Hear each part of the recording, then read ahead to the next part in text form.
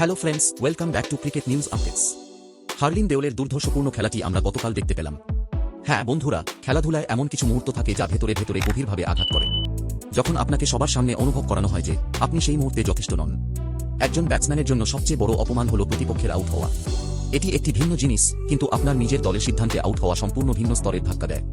গত পরশু ম্যাচে হার্লিন দেওলের সাথে এটিই ঘটেছিল।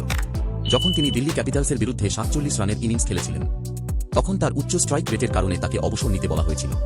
যখন তিনি অর্ধশতক থেকে মাত্র 3 রান দূরে ছিলেন, সেই মুহূর্তটি হার্লিনের জন্য খুবই মর্মান্তিক ছিল এবং তাকে প্রত্যাহার করার পর তিনি স্পষ্টতই ক্ষুব্ধ ছিলেন।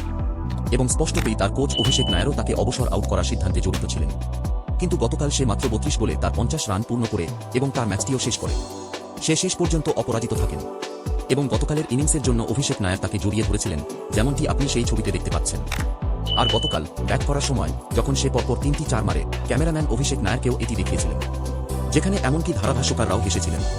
কিন্তু গতকালের ম্যাচ পরবর্তী উপস্থাপনা সাক্ষাৎকারে হার্লিনকে খুব আবেগপ্রবণ দেখাচ্ছিল, তার মুখ দেখেই বোঝা যাচ্ছিল। কিন্তু তারপর তার ইনিংস সম্পর্কে কথা বলতে গিয়ে তিনি বলেছিলেন, আজ আপনি দেখলেন কেউ কিভাবে পুরো পরিস্থিতি বদলে দিতে পারে। আমি এটিকে সেভাবেই নিয়েছিলাম। সে এমন একজন খেলোয়াড় যে বড় শট মারতে পারে।